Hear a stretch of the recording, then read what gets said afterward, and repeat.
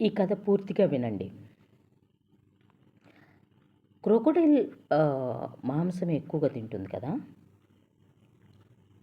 అలాగే తనకి ఆ మాంసం తిన్నప్పుడు పళ్ళల్లో మాంసం ఇరుక్కుపోతుంది. అప్పుడు కొన్ని నిమిషాల పాటు లేదా గంటల పాటు క్రొకొడైల్ నోరు తెరిచి ఇలానే పెట్టి పడుకుంటుంది. అప్పుడు దగ్గరలో ఉన్నటువంటి పక్షులు, చిన్న చిన్న పురుగులు ఇవన్నీ కూడా క్రొకొడైల్ పళ్ళల్లో ఉన్న మాంసాన్ని తీసుకొని తింటూ ఉంటాయి. అయితే అలాగే ఈ పక్షులన్నీ వెళ్ళి జింక దగ్గరికి వెళ్ళి, చూసావా క్రొకొడైల్ ఎంత మంచిదో, మాకు ప్రతిరోజు భోజనం పెడుతూ ఉంటుంది, తను చాలా కైండ్ హార్టెడ్ అని చెప్తుంది.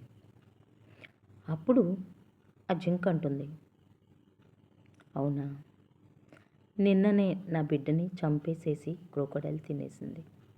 నా కళ్ళ ముందే చంపుతూ ఉంటే నాకు ప్రాణం విలవిలలాడిపోయింది.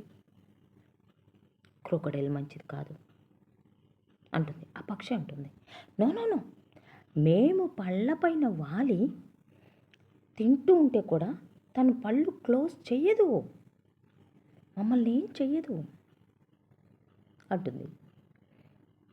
మోరల్ ఆఫ్ ద స్టోరీ, కేవలం తన పళ్ళల్లో ఇరుక్కున్న మాంసంతో పళ్ళు పాడైపోయి, తన ఆరోగ్యం పాడైపోయి, భోజనం చేయలేని పరిస్థితుల్లో చచ్చిపోతానేమోనన్న భయంతో ఆ క్రొకొడైల్ నోరు తెరిచి పడుకుంటుంది. సో దట్ ఆ పళ్ళల్లో ఉన్నటువంటి మీట్ని, ఆ మాంసాన్ని ఏదో ఒక పక్షి, పురుగులు ఏదో ఒకటి తినేస్తాయని. బట్ మన లైఫ్లో కూడా చాలామంది వాళ్ళ బెనిఫిట్స్ కోసం, జస్ట్ వాళ్ళ బెనిఫిట్స్ కోసం మనల్ని పూర్తిగా నమ్మిస్తూ, కొంతమందికి బెనిఫిట్ చేస్తూ చాలామందికి హాని చేసేవాళ్ళు చాలామంది ఉంటారు. వాళ్ళ పనులతో, వాళ్ళ మాటలతో హర్ట్ చేస్తూ ఉంటారు. బట్ మనం గమనించాలి, we should have some knowledge. ఎవరు మంచి, ఎవరు మనల్ని మభ్యపెడుతున్నారు, వాళ్ళ స్వలాభం కోసం